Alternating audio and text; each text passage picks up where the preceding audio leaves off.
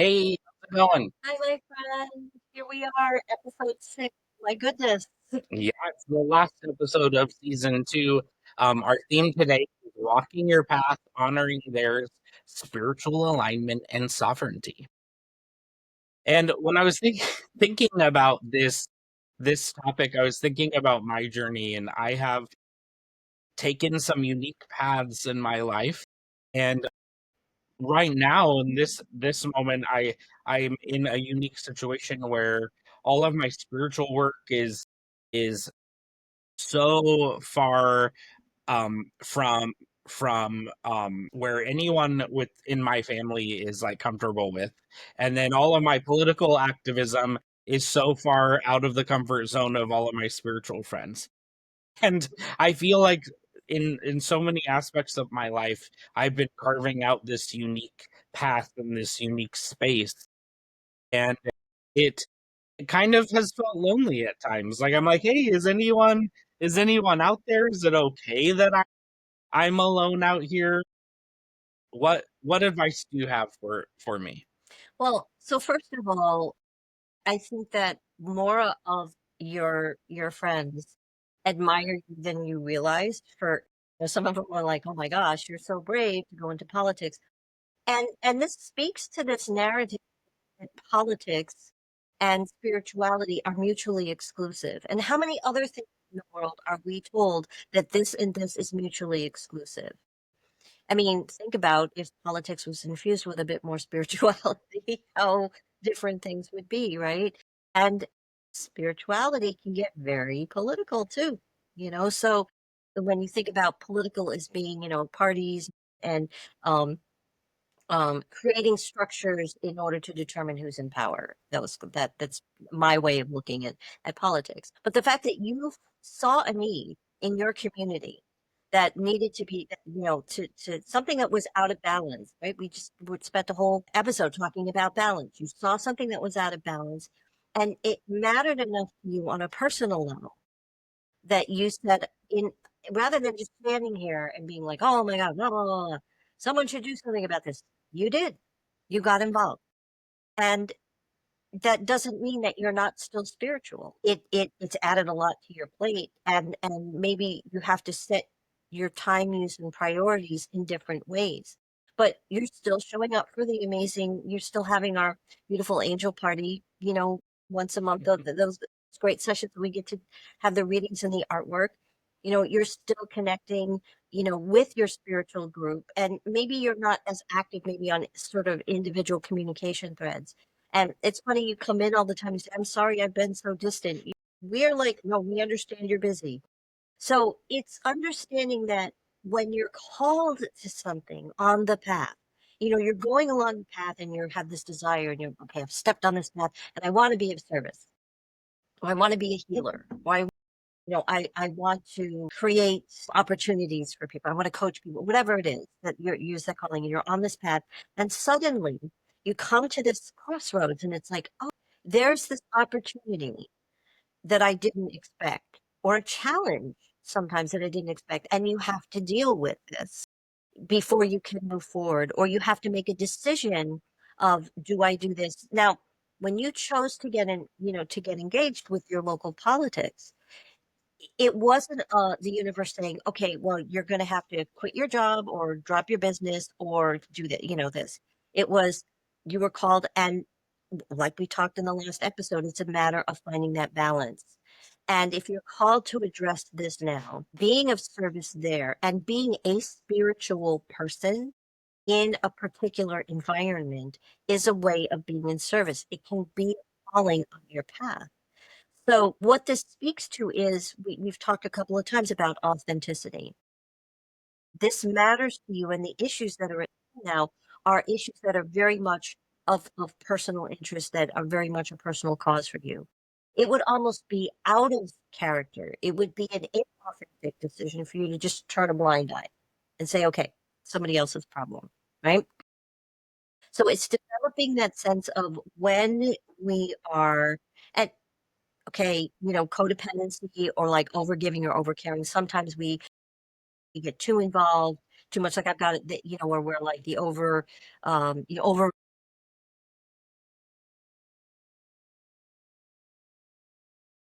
every problem is ours to solve. Simple example. One of the things that drives me crazy when I walk out of a grocery store when the shopping carts are all out of wine. Sometimes I don't have the time to fix them, but sometimes I do. But I never do it with my daughters. My daughters are like, "Mom, why do you fix the shopping carts?" It just my son-in-law be like, 10 minutes, they're gonna be out of whack. But when no one else is around, I fix those shopping carts. I feel like I did something, and sometimes I'm just really frustrated with like other things are going on. I'm like, why can't people take responsibility and fix the shopping carts? And I fix the shopping carts, and I feel like I have saved the world. Well, I For 5 secretly minutes. do think on a personal level that the way you put your shopping cart back is reflective of your character. I'm just Yes. gonna throw that out. Or it could, but it could be this mom had to stop and pick something up, and she's got to get the kids, and there was a really long line at the grocery store, and she just shoves the cart in there because she's already going to be 5 minutes late picking up the kids, and the daycare person is going to be like, seriously, So it could Okay, be I'll that. try to be less judgmental moving It forward. could be that. I try to give people grace. Maybe this person was in a hurry. But then when I see like 15 shopping carts, okay, 15 people were not in a hurry. There's a bunch of irresponsible, but I don't know which shopping cart were irresponsibly with. So, and sometimes I do have to be like, I don't have time to deal with it. But it does give me this really sense of like, am I fulfilling my soul's purpose? No, but am feeling I am addressing a problem. When I can't fix this problem over here, I have fixed this problem. I'm sure when I go back 3 days later, those shopping carts will still need to be put back into order. It's like, oh my goodness. So it's It's like, nice to leave things better than you found them. yes, that is, well, leave no trace. That's how I do camping and all of that. But so that's speaking to the authenticity. But it's also if we want to be able to make our own autonomous decisions, our own personal decisions, whether to put the shopping carts back or not, you know, and coming from an authentic place, we also have to respect other people's right to make to make their choices. And we may not agree with those choices. We may even there are some people that I've seen, and I'm like, that's not their authentic stuff. They're not speaking truth. And respecting sometimes people's right to not be authentic it can be harmful, but that doesn't mean so if I see that, I'm okay, that's their choice, not going to judge them, but also not going to trust them. That's not going to be something that I'm going to be like, hey, I'm going to collaborate with this person because that's not the kind of behavior, that's not the kind of that not kind of interaction that I want. And respecting when people make the choice to deviate from a path or to quit something or to go do something else or to say I can't do this anymore. People burn out. Um, Respecting when someone, has been fighting for a cause and somehow has a change of heart. Maybe not going over to the other side, but it's just understanding that everyone has their own experience. We don't really know. We don't know what is going on. So it's respecting other people's choice to walk on a path and not to judge the path that they've chosen and to understand that just because our path feels right and this path that you look at somebody and say, I would never do that. I would never make that choice. That doesn't it's not it's wrong for me. That doesn't mean it's wrong for them.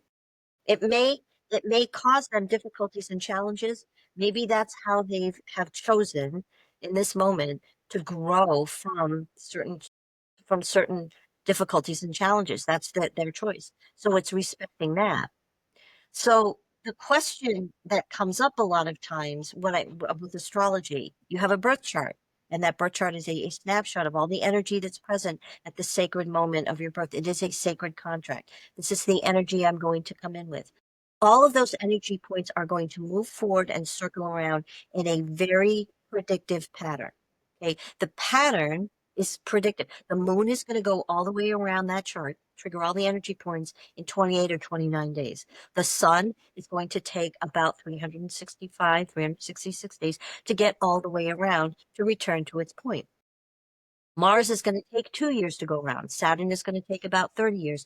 And in that process, all of those energies, the representative energies, are going to trigger and interact certain things. What's not predictive, what is not predetermined, is how the dynamics of those energetic interactions are going to manifest. That's where the free will, that's where the choice comes in. I use my youngest daughter, who is in a master's PhD program. When she was in her undergrad, she made the decision. She had an interest in maybe going into music. She's very good in music, but she said music is also the way that I de-stress. If it's my profession, how will I be able to de-stress, and what will I do for myself? So she decided to go into her other interest, which was in science. But then she had to choose what science. And for her, that was hard. She had a lot of things she was interested in, but she had an equal interest in sort of earth sciences and natural sciences, specifically going into ornithology or birding. And there were various reasons why she made the choice that she did. The moment she made the choice to major to her master's and PhD in geology, or undergraduate degree in geology, and to pursue that, it doesn't mean she's never going to do birding. It doesn't mean that maybe down the line she might not find some interesting geological birding ornithology correlation. I don't know. She might find a rare bird fossil in her explorations. But it does mean that when we make certain choices, certain potentials are then less likely to happen. The possibility of that becomes less likely to happen. So when you look at a path, is the path predetermined? Like people say, well, astrology is predestiny. It's not. There's lots of free will choices. And you don't need to know or understand your birth chart or even know what's in it to take advantage of this idea that there are certain cycles. But I think that for me, the practice of astrology personally, I discovered it in my teens and mostly just worked with it for myself. And then going forward, did it like mostly with my family. And then I was working at a friend's metaphysical bookstore. And the way I became an astrologer, like a professional astrologer, was she said, well, so and so does Reiki, and so does crystals, and so teaches meditation. Deb, you're the only one who knows anything about astrology. You get to be the store's astrologer. Bingo. There I was, the store's astrologer, doing readings for other people. But it was me telling people, you have a choice here. So the potential is this. People would say, should I change careers? Well, the best window of opportunity is coming in a couple of years down the line. But that doesn't mean you can't change now. It just means that the most productive, or the opportunities to have the greatest potential for this career change to really blossom is going to be down the line. But maybe that means taking a starting entry thing. So it's this idea that the path isn't predetermined, and we're constantly making changes or decisions that are constantly, deciding how the path forward is going to manifest. And adding to that, everyone else is constantly making choices and decisions. So the timelines and what's coming down in the future is also constantly changing as we as a collective are making decisions. And are we going to focus on peace? Are we going to focus on war? Are we going to focus on this? Are we going to focus on that? And that does shift and change. As we have paid, for example, more attention to issues of the extent to which our way of existing on the planet is out of balance with environmental cycles, nature cycles. As we have paid more attention to it, we haven't been able to avert every single thing that we've set into motion, but we have been able to mitigate certain things and become better stewards, better and better stewards, of our relationship to the earth. So it's this idea that it's not about predestiny, the fact that there's a path. It's when I think of a path, I think about hiking, and certain trails, if I hike on, they go from here to here and there's no deviation. Sometimes I have a choice of going this way or this way. But when we talk about being on a path, it's not exactly that. It's like kind of heading in a direction, almost like that scene in Indiana Jones movie where he's standing on the cliff and he doesn't think there's a way to get to the other side. And they said, just take a leap of faith. And he steps out and into it instantly. As soon as he steps forward, the bridge appears that had been hidden. The path is a direction in life, and it's not always a straight line. It zigzags, it changes, it has side quests. I'm constantly on a side quest. The calling for you to become engaged in politics was something you didn't necessarily, you've always been engaged in it. You've always been had an awareness, much more awareness, I think, than most of in our community. But that calling, it's not like you had it in on your list of goals that I'm going to get in, this, I'm going to, take on local politics. But it evolved. There were certain choices. You move home, back to your hometown. Had you stayed in New York, I don't know that you would be doing this, right? So we make choices and then things, the path before us begins to shift and change and it evolves. So not everything in the future is really set. I think embracing that is really important. It's that we talked earlier about that openness, the flexibility of having a dream.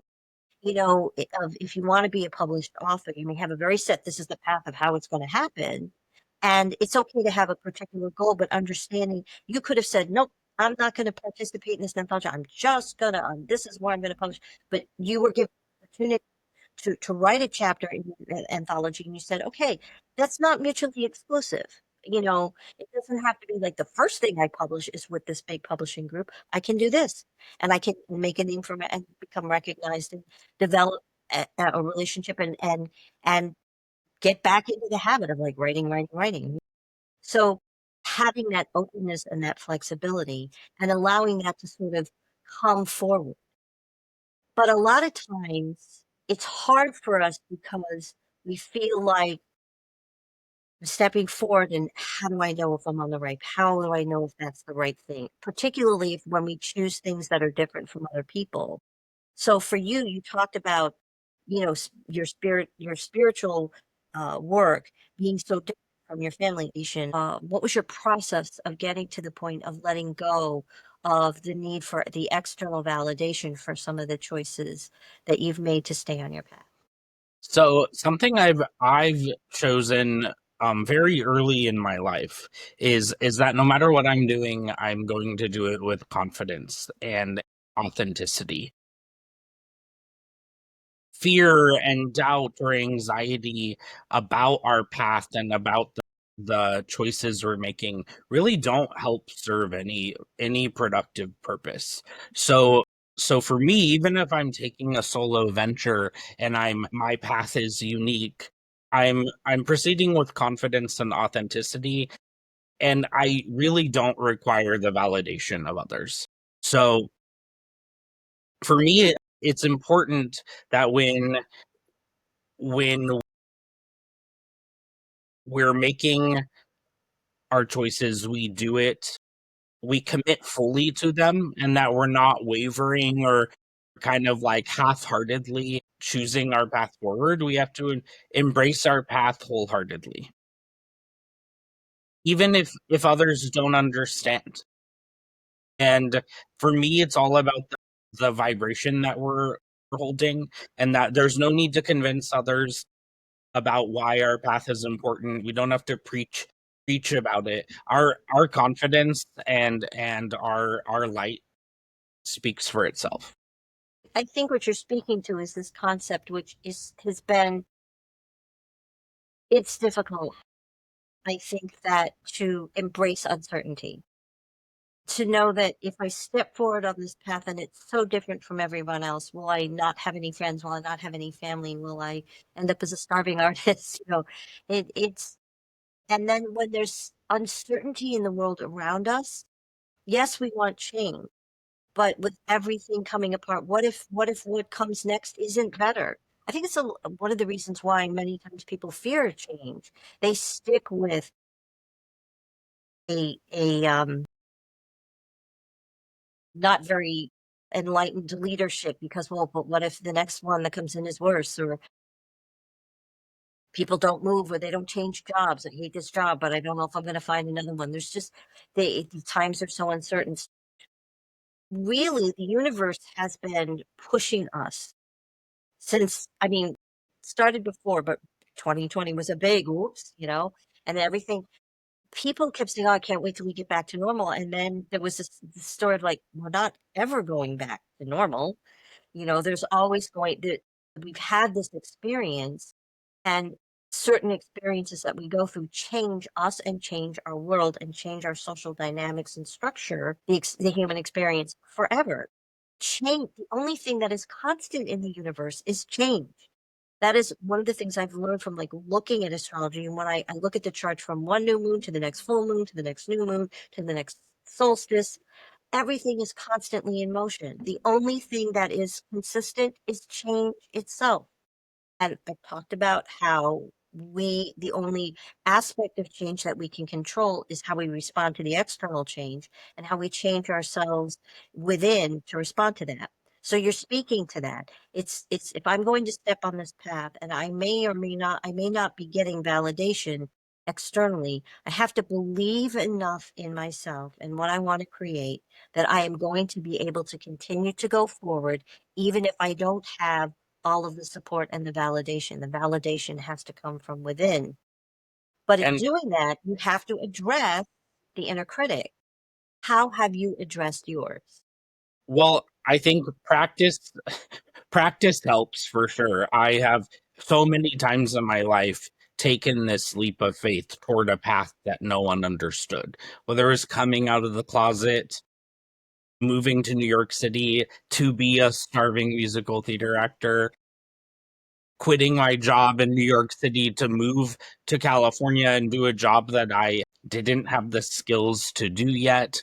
Even becoming a spiritual teacher and doing live readings, which is something you helped um pull me into. Like so many of these paths have been uncertain, but the more that I took the leap of faith and saw the bridge appearing under my feet, the more comfortable I became to trust the process, that we can make big, bold choices and everything will be okay. What you're speaking to is this concept of what does it mean to stay on the path? It does not mean that there is this set path and you're going to be on this path and it's always going to be towards your go and you're never going to deviate from this. You put yourself on the path to be an actor, performer in musical theater. And your love of musical theater has never gone away. You continue to go and enjoy the performances and live vicariously, And I now have the money to see the yeah, performances, there you go, which right? I didn't have to do when I was an Right. actual And I actor. often wonder, like, do like when people are, that's a really hard, like, do they go and see other plays? Maybe, I don't know, in the community. So, but, you could have like been going to, and then this is the path, and I'm just going to, but at a certain point, other opportunities opened up, and then you followed that one, and you've shared, in various videos and things I've seen you talk about in classes and things you've talked about that path and you've started to share in your blog also the story of you going forward, of like, okay, I realized this isn't happening and now what? And then this happened and this and realizing I'm one of our favorite spiritual teachers talks about following the breadcrumbs. Go in this way, follow the signs, follow the directive, because the path is just your direction forward. And sometimes like I said, sometimes it's a side quest and it's zigzag. Can I ask you a question? Sure. Is there a difference between a breadcrumb that's leading you further toward your purpose and something shiny that's a distraction? Yeah, you can eat a breadcrumb, and if you try to eat the shiny thing, you will probably choke. Do not eat, or like in Elf, don't eat the gum on the street. Yeah, well, So it's the because I shiny. feel confident in my path, though it's had many twists and turns and side quests. I feel confident that I've stayed true to my purpose, and I haven't really fallen for the distraction. Well, and the shiny thing might be like, here are these breadcrumbs. Breadcrumbs are not, like actually just note from a birding perspective, don't feed birds bread. It's like empty calories for them. It's really not it doesn't have a lot of nutritional value, but they've taken to like consuming it because it does kind of fill their stomach, but it's not really great to do that. So just a little side Mother Earth note. But so let's say you're on the path and you're following the breadcrumbs and you see the shiny thing. I got to stay on the breadcrumbs. I've got to stay on this path and follow breadcrumbs. What if the shiny thing is right next to, you know, a Reese's peanut butter cup, or is right next to, is right next to like, something more substantial than just the little breadcrumbs that we've been following. Sometimes the little breadcrumbs are those signs, but if you go to the shiny thing, maybe there is something. It's like, hey, pay attention. So don't eat the shiny thing, but maybe there's another shiny thing and another shiny thing.